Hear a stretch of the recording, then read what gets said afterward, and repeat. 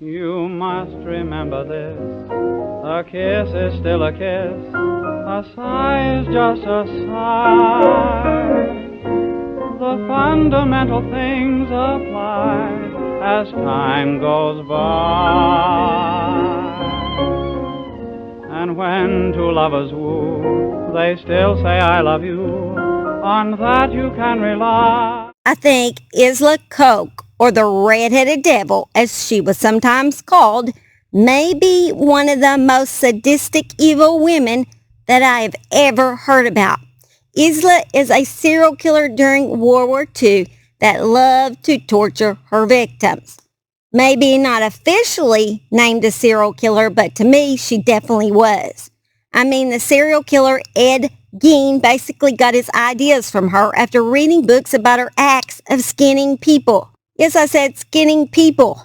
So on that note, viewer discretion is advised for this video due to upsetting images and content. So if you are still here, join me, Holly, for a HOLLYWEEN vintage episode in front of the campfire, in front of my she shed. Right here, right now. This is the time. Join me. Be there or be square right now. Sorry. Get carried away sometime.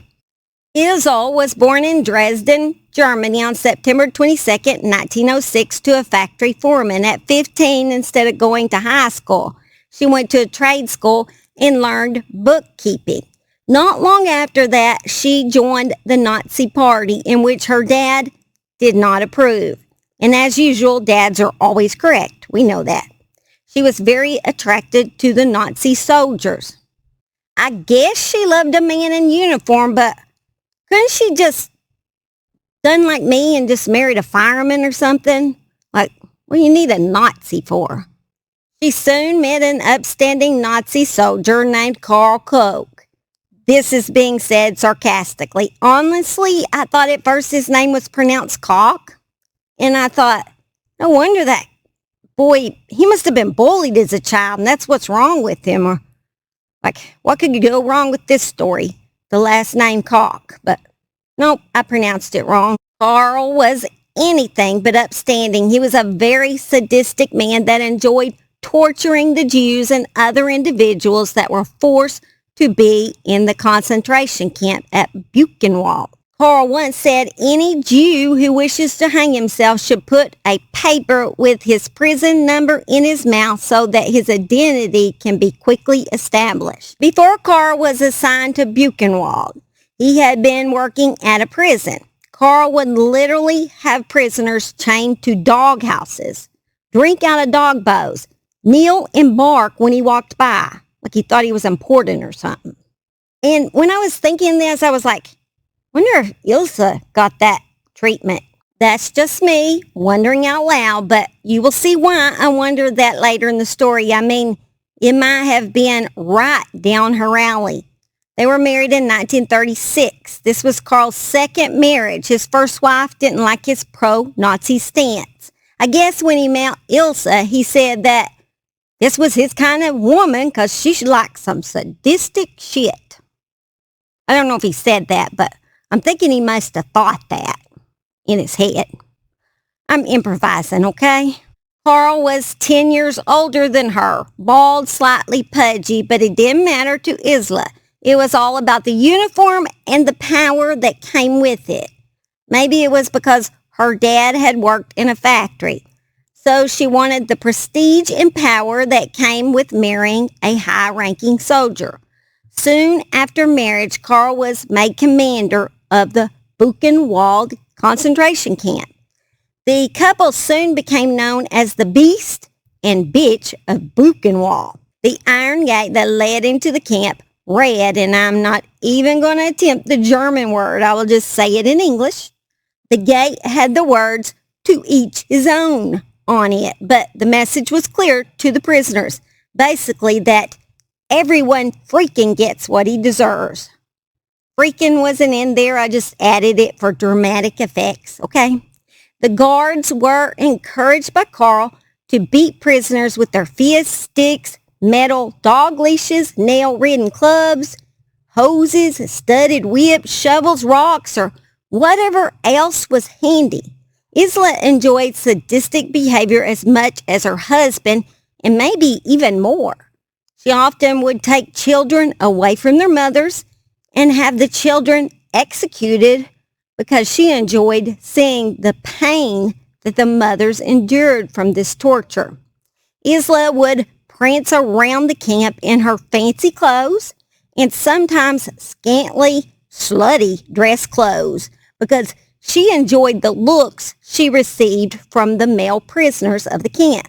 But when they looked at her, she'd actually have them beaten, given like 25 lashes. She also liked the fact she had a lavish lifestyle in which to flaunt in front of the prisoners, who wore rags and were starving to death. Well, I'd say she wears that name bitch well. Carl and Isla would steal all the prisoners' valuables when they arrived at the camp. Also, their gold teeth before they, This is how they could live such a lavish lifestyle. From the valuables, Isla was able to build a huge riding ring in order to ride her horses in, and when she would ride, a band would play as if she was in a circus.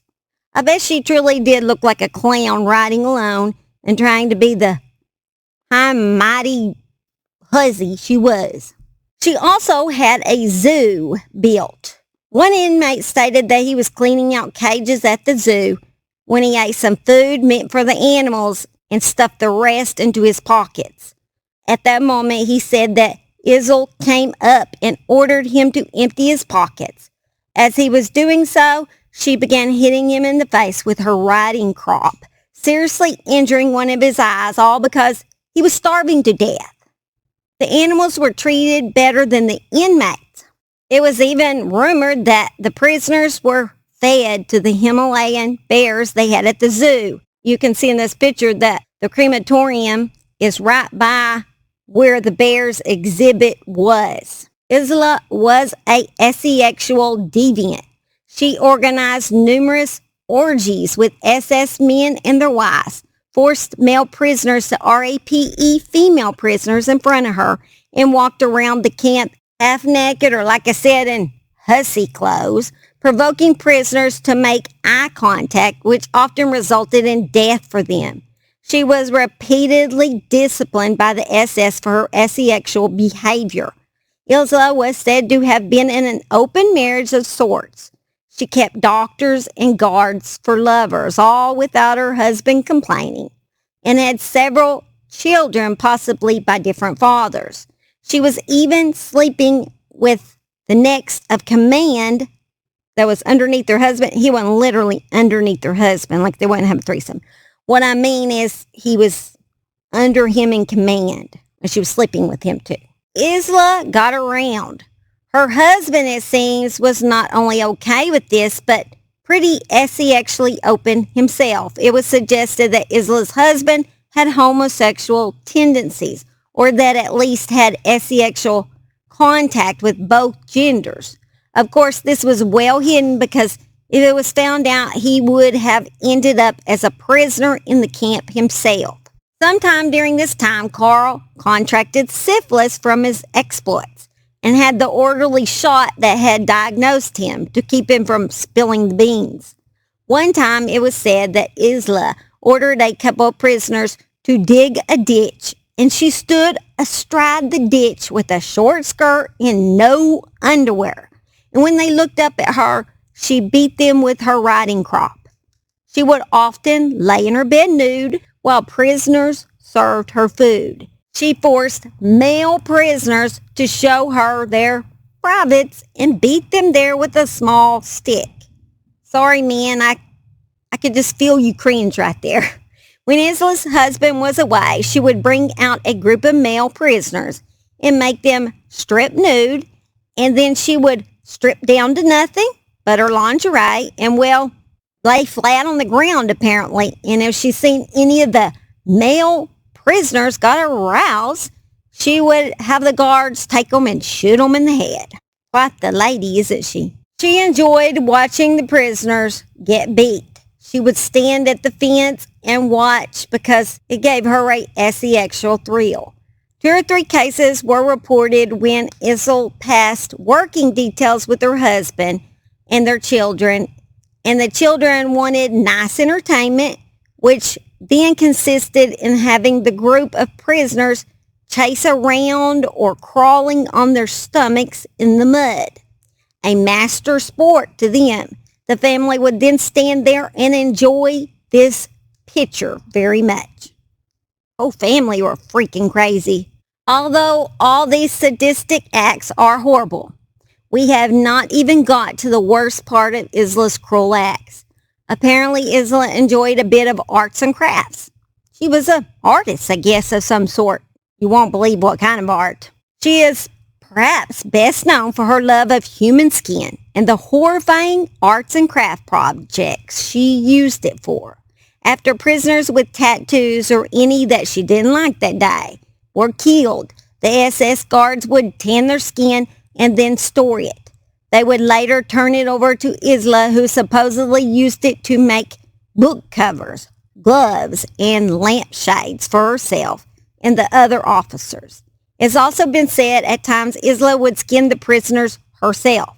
She also made the Jews skin their own people and make their skin accessories for her.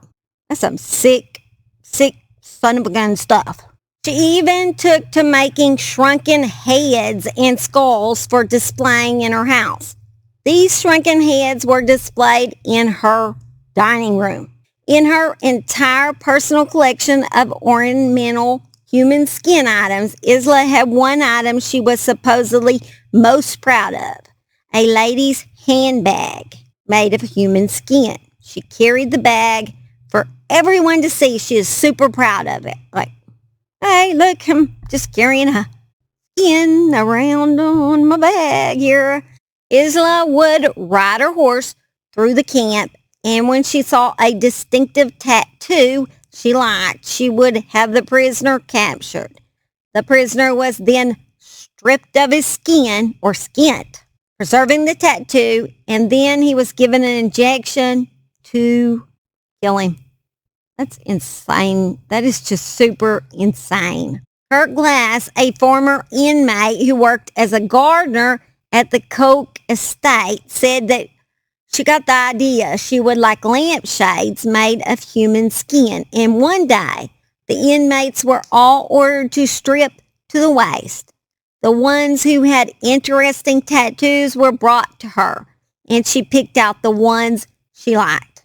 Those people were killed, and their skin was made into the lampshades.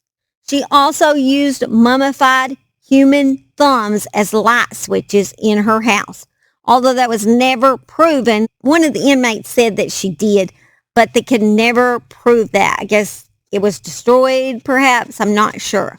She destroyed a lot of things before she knew she was going to get arrested. Although human skin may have been a preferred source of amusement, Ilse didn't stop there when it came to body parts. Maybe because of her close relationship to the doctors and guards of the camp, she began collecting human body parts and organs. She experimented with making shrunken heads and also collected preserved organs. Lungs, brains, hearts, livers, and more were all preserved and used as decorations in her home and in the home of others. Like, wouldn't you hate to get a Christmas gift from her? She's handing you all these preserved body parts and lampshade made of skin, and you're like, here, I made this for you. And you're like, oh yeah, I'll display that in my house right in the front window. Get home and burn it. I can't even. So disturbing. Because these organs were so well preserved, many were recovered and used as evidence in her future trial. At her trial, one prisoner would say that a lamp was brought to her during her birthday party. The lamp bottom was made from a human foot and shin bone, and on the lampshade, observers reported they could see tattoos and nipples on the screen. Jeez Louise, this is disturbing. Like, you go to her house and you turn on her light switch and you're like, oh God, I just touched a finger. What's going on here? And then you turn on the light dimmer or try to dim your lights, and then you're like, oh, that's a nipple. That's a dimmer. It's so horrifying you have to make a joke out of it to even get through this. Like, horrifying. Horrible. Also at the trial, a prisoner at Buchenwald from its opening in 1937 until liberation said it was a hot day. Some prisoners were working without a shirt. Miss Koch arrived on a horse. There was a comrade there. His first name was GEIN. He was either French or Belgian, and he was known throughout camp for his excellent tattoos from head to toe. Oh God, this is going wrong quick. On his chest, he had an exceptionally well-tattooed sailboat with 4 masts. Even today, I can see it before my eyes very clearly, he said. Miss Koch rode over. She took his number down. GEIN was called to the gate at evening formation. So GEIN was never seen again, and the next time he seen that tattoo was on a lampshade. Some of the inmates were infected with various deadly germs by the doctors at the camps with Ilse's encouragement, of course, and then when the disease was known to be full-blown, the victim killed in that particular part of his body mounted in formaldehyde. This particular head was displayed in the pathology lab.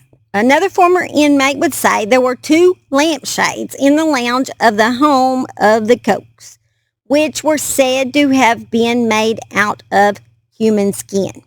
There was a human skull between the 2 lamps. The son of the camp commander, or Ilse's son, was seen playing with the skull.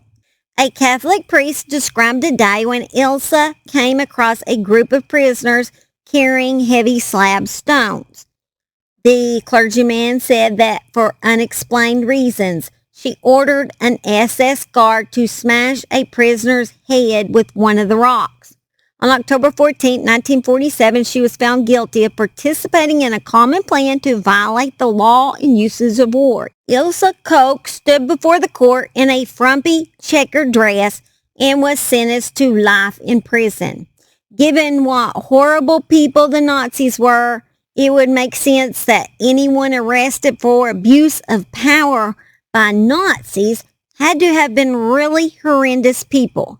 Ilse and her husband Karl were even too horrible for the Nazis. Ilse had been charged with cruelty by the Nazis. Now that is when you know that you are one of the most evil people to have ever walked on the face of the earth. She was sent to a woman's prison and ended up somehow using her asexual skills to get pregnant by an unknown male. She was a true hussy to the end.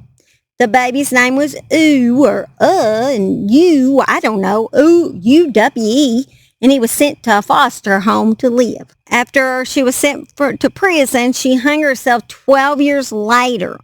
Then the most evil woman on the planet entered hell. My assumption is she is now Satan's wife, and I believe they said the bitch is dead. The end. Oh my God, that was a horrifying story. I'm sorry to torture y'all through that. It wasn't even disturbing for me, and I've been through a lot of these. Very disturbing. She was evil. Well, that's all you get of HOLLYWEEN. Join me next week when we have a new episode. Who knows what day, because I never know when I'm going to do something. I went for a motorcycle ride today, and that's why my hair looks like this, jacked up. Me and my husband got on the Harleys and took off. And then I didn't even know if I was going to be able to do this tonight. But I did anyway. I'm tired, though. I want to go in and get out of the way of Bigfoot so he can take over now. He can have his place in the woods. I'm going to go in. Yeah, I'm losing my fire anyway. It's not so pretty anymore. Probably lost a long time ago. I was just too lazy to get more wood, but oh well. But anyway, I will see y'all. Hope y'all have a great weekend, and I will see y'all probably Tuesday, Wednesday. Who knows? Who knows with me? You know, I'm unpredictable. Unpredictable. Love y'all, and hope y'all have a blessed weekend. Bye. Ilse is a serial killer during World War II. That's Max, right here in the middle of me right now when I just finally got going good, I think.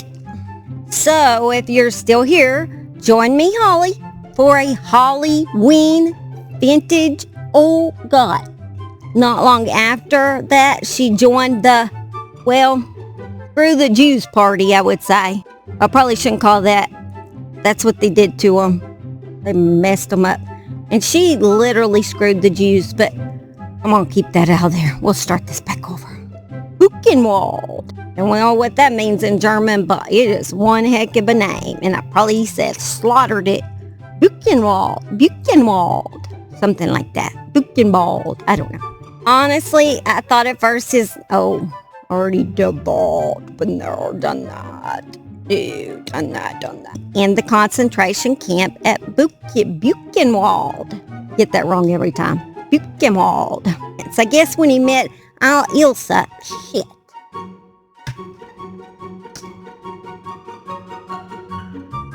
Why did I look down? I should know that fire's behind me. Haven't moved. This was Carl's second marriage. His first wife. Oh my God. Bald, slightly pudgy. What's pudgy? Matter to Isla. How come I can't say that word? Isla. Every time I probably say it wrong. And bitch of Buchenwald. Like gunshots again tonight. What the heck? What do these people do out here? Murder each other around here? I don't even know. It's probably really just them poppers they do in the fields, you know? I don't know if you're not from the country and you got fields like we do. They scare the birds off their crops with these poppers, and that's probably what it is. To each his own. Why can't I speak tonight? God dang it. Like I said, hussy closes. Hussy close. Yeah. Did y'all get all that? I hope. Not so good with words tonight, am I? What the lady, isn't she? I hear somebody yell. What all that is going on? Around on my bag here. Yes, it's wonderful, isn't it? Like, ladies, what, aren't you jealous, ladies? Yeah, you want one of these. You just know you do. Carrying heavy slabs of stones from a quarry. What the crap was that? I'll hear that. You hear that, Max? The crap was that? Like I didn't hear that. Heathens running around here in these woods. What is it, Max? Freaking me out, Max. I don't know if y'all heard that on there, but I think Bigfoot's in my woods. I'm not sure. Can't get this done. And Bigfoot's gonna kill me. I just know it. She ordered... Oh, dang it. He wants to say he loves y'all. And he hopes y'all have a great weekend. Right. You ready to go bed? Are you tired? Or you want Mama go in and we go bed, huh? We're going to go bed. Okay, we're going to go bed. We love you. And they love you. And I love you. And everybody loves you. And you love everybody, don't you? Yeah, you do. We're real sleepy here in Oklahoma. We're tired. We're done. Outa. See you later. Over. Go on. It's over. Go on. It's over. You must remember this. A kiss is still a kiss. A sigh is just a sigh. The fundamental things apply as time goes by. And when two lovers